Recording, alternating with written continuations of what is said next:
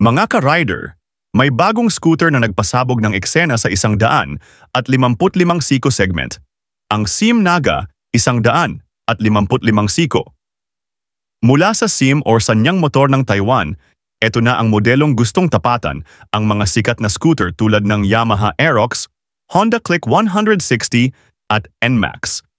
Una sa lahat, ang design, aggressive, sporty at may futuristic na aura.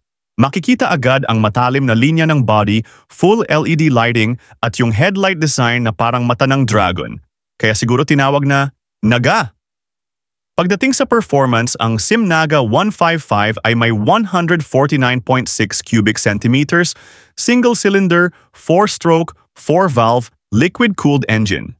Meron itong maximum power na 10.6 kilowatts at 8,000 RPM at torko na 13 Newton-meters sa 7,500 RPM. Ibig sabihin, sapat ang hatak at bilis para sa city at highway rides. Safety? Check. Front and rear disc brakes na may dual-channel ABS kasama pa ang TCS or Traction Control System.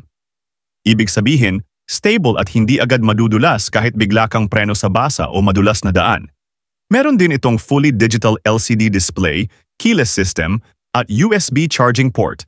Lahat ng modern features na hinahanap mo sa premium scooter. Tapos, 7.3 litro ang fuel tank capacity, kaya abot ng malayo ang biyahe bago magpagas. Ang seat height naman ay 800 mm. Medyo mataas para sa iba, pero sulit dahil solid ang riding posture at comfort. Timbang nito, 144 kilograms. Perfect balance para sa stability at maneuverability.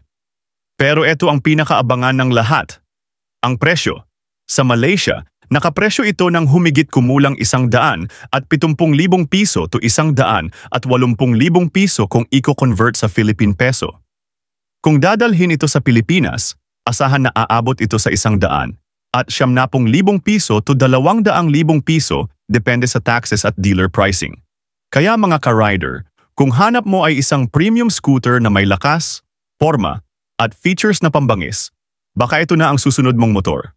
Ang tanong, kung pumasok sa Pinas ang SIM Naga 155, bibili ka ba? Kung gusto mo ng ganitong mga motor review, i-like at i-subscribe mo na tong channel para updated ka sa mga bago at astig na rides.